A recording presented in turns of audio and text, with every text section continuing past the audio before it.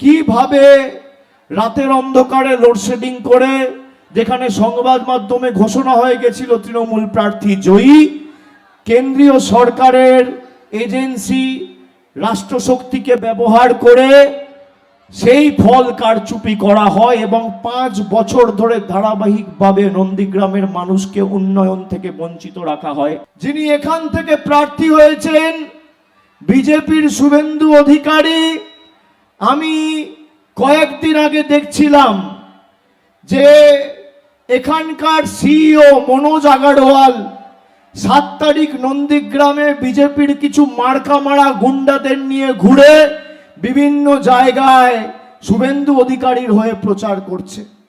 আপনি ভাবুন, এতটাই দুরবস্থা।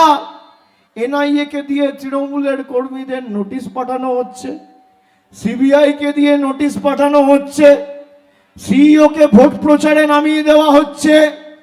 আমি চ্যালেঞ্জ করে যাই এই মাটি থেকে, আমি জানি না শুভেন্দু অধিকারীর ইলেকশন এজেন্ট কে, কিন্তু আমার মনে হয় আপনি নির্বাচনে লড়ছেন আর আপনার ইলেকশন এজেন্টের নাম মনোজ আগরওয়াল।